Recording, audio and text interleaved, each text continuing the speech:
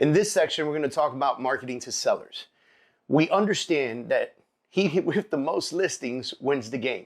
And that is the truth no matter what happens in real estate.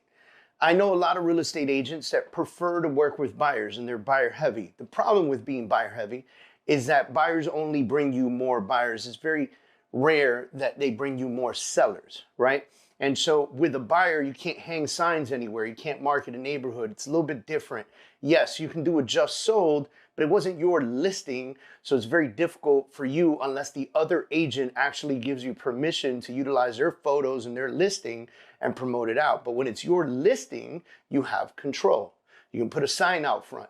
You can market and canvas the neighborhood. You can pass out flyers. You can put door hangers. You can create Facebook ads and Google PPC ads around your listing, promoting you and your listing for sale. This gives the neighborhood the idea and the perception that you are a strong listing agent in their neighborhood, therefore bringing you a possibility for more sellers. Now let's talk about some tips and tricks for working with sellers. First thing I want to talk about is emphasizing on your expertise in the market. If you are trying to dominate a market and you do not understand that market well, then you cannot emphasize on your expertise. You need to really understand that market. You really need to study that market. Now, if you're one of these realtors that will just take a deal anywhere it falls, as long as you trip and fall accidentally on that deal, then you are not dominating any market. Therefore, you will never take market share.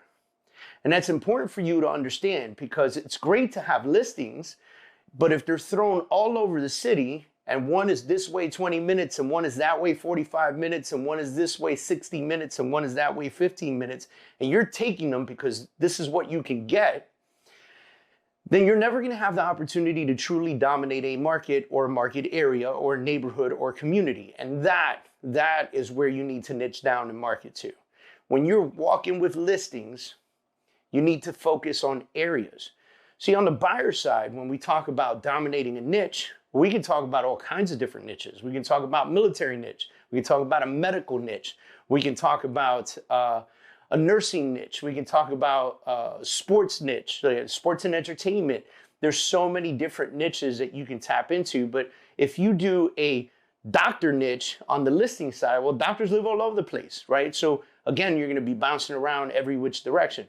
But if you want to go listing heavy, you have to really know and understand the market that you want to dominate. You need to emphasize on that expertise in that market when you address the folks in that area.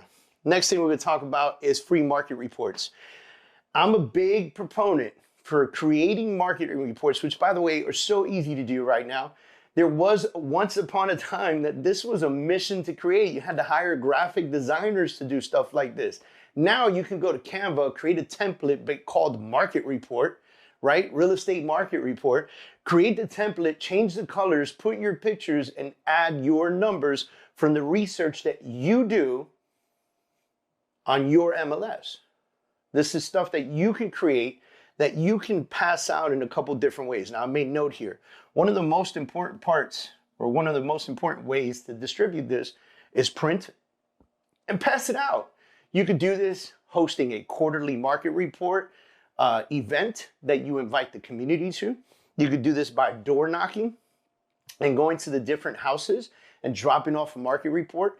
You can do this by going to the community center and leaving some stacks there and meeting people at the community center as they come in and passing the market reports to the neighborhood. You can ask them, hey, do you live in the neighborhood? Here's a market report of the neighborhood. Give you a great idea of what your house is worth, right? The reason that I like print so much is because it allows you the opportunity to have conversations and build relationships with people. And I am big on building relationships. You cannot create a dominative real estate business without having relationships with people, okay? And we'll get more into that in a little bit. One of the other things that you can do is create a landing page or a website in where these folks can download this market report. You can save it as a PDF, add it as a downloadable to a website or a landing page, several different ways to do this. And you can create a QR code that you can post on social media. You can put on the print sheet, so you can put in many different places that will lead them to this website and create a downloadable. Now, if you really want to be crazy smart about this, you would create a Facebook ad that says, do you guys want the, let's call it, Orange City market report, right? And basically, what this ad would say is, if you live in Orange City and you want to know what your house is worth, click here to download a free market report for Q1 2023 or whatever year and quarter it is, right? And those folks will then go to a landing page and where they will put their name, email address, phone number, and address. And that will lead them to a page with a video of you thanking them. And then that will have the link to download the report. Why is this critical and important? Because he with the most data does the most business, can create the most relationships, can have the most conversations. And what you're doing here by creating this Facebook ad and forcing them into a registration sheet is collecting their data. Now, would they put the wrong information sometimes? Absolutely. People will do that all the time just to get to the market report and be done with you, right? But if they are serious, then they'll put the right information. So don't get frustrated when you get, fake information, 123, 123 for an address, right? None of that matters. Now let's get personal connection. As you begin to work the area and you want to dominate in an area for more listings, as you're going door knocking, as you're creating ad flow, as you're collecting data, as you're making phone calls, as you're shopping in that supermarket, as you're eating in those restaurants nearby, as you're taking your kids to the community pool there, as you're walking the neighborhood and exercising with your spouse and kids and waving to everybody in the neighborhood and saying hello, create personal connection with folks. Do not be afraid to have conversations with people. This is where people mess up. You're in sales. You need to speak to people. This is the game. The game every morning should be hop out of bed and go, how many people can I speak to today? That should make it fun. But create personal connection. Next thing is your network. You need to build a strong network in the neighborhood. That includes, by the way, agents. It includes agents. It includes buyers, potential buyers in the neighborhood. You can run ads for buyers, right? To introduce you to buyers. You can go to networking events with realtors, right? You can do all this stuff. Now, folks often ask me, why would I create a network of agents? Those are not my end users. They are not. You're right.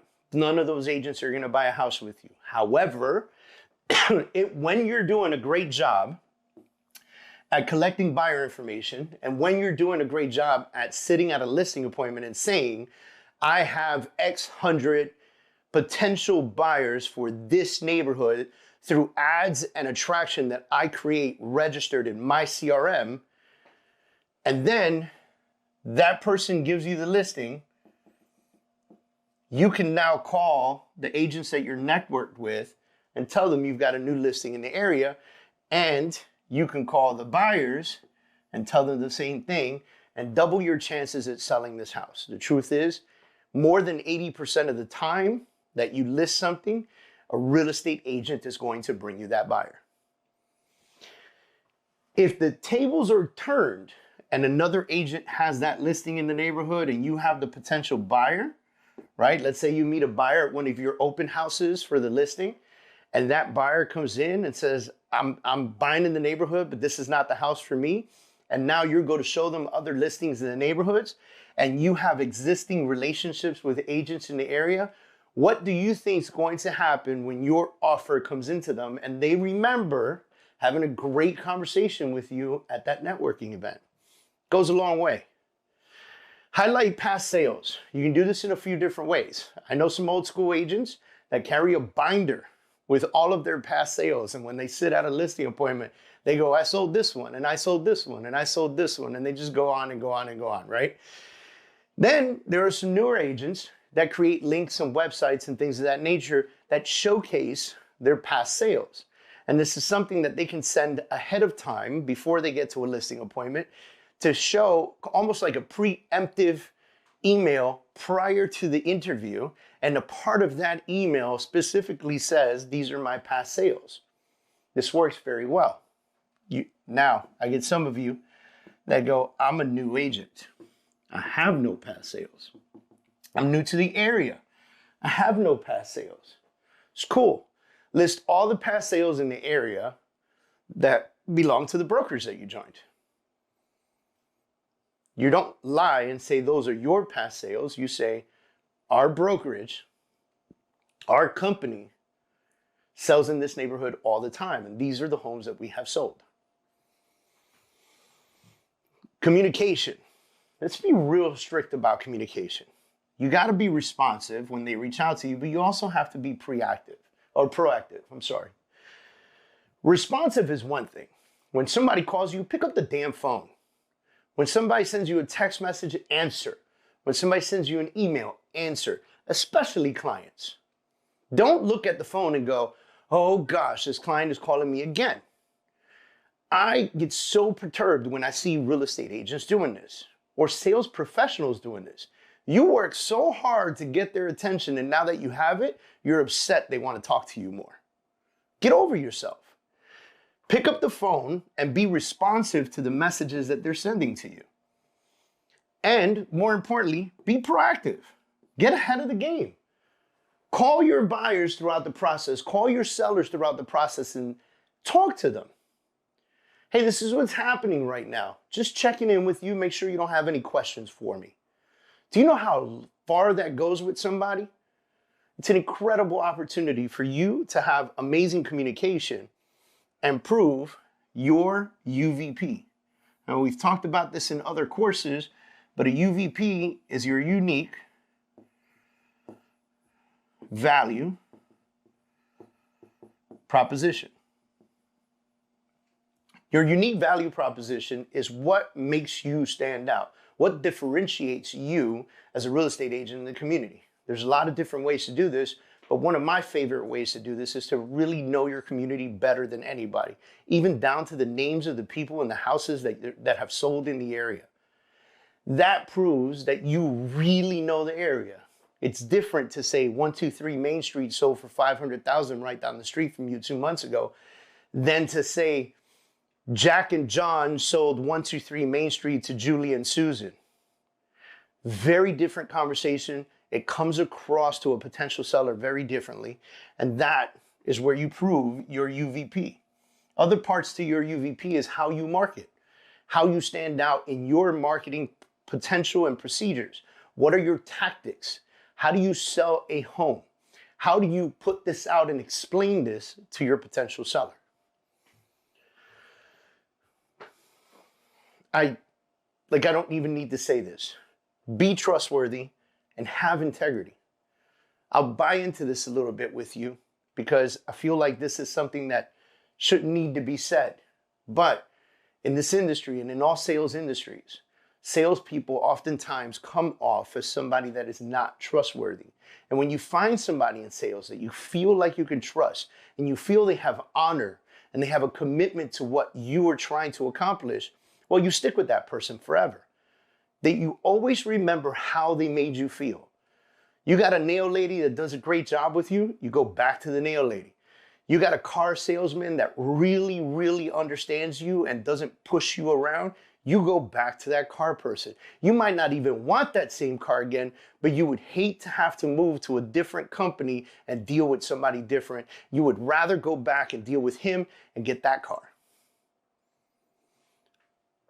How are you trustworthy and how do you prove your integrity?